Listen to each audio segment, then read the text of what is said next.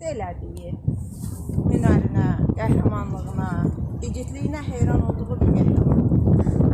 Bugün doğum günüdür.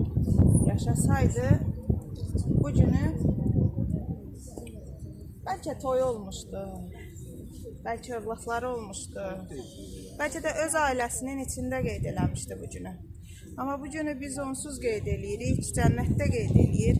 Dəyişməyən mövludu mübarək olsun. Allah atasına, anasına, bala dərdinə dözə bilməyən afət anama səbir versin. Ən əsası isə bütün dualarımız onun adı sağlamlığına tam olaraq qovuşsun inşallah. Və onu da vurğuluyum ki, afət ana, zəhmət olmasa gələ bilərsən, mən kitabı sənə təhvil vermək istəyirəm.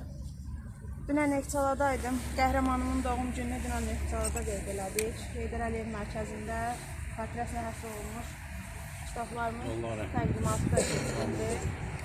Və orada da İzzətlə bağlı söhbətlər oldu. Kitabı hədiyyə olundu. Neftçala sakinləri də qəhrəmanlıqlarından tanıyacaqlar. Allah sizdən razı olsun. Təşəkkür edirik.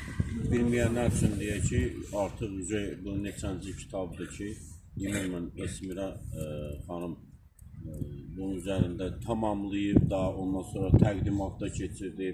Özü də bu sahənin ona da bu yaradıcılıqda uğurlar diləyirəm.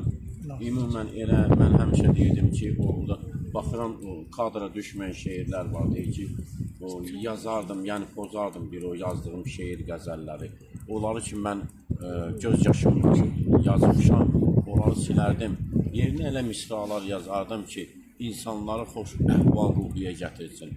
Yəni, arzulayıb yaranacaq və bu sahədə də xidmətlərimizi göstərərsiniz. Amma kifayət qədər şəhərli şeirlər yazılıb, bax, belə xanımlar tərəfindən mübariz şeirlər yazılıb.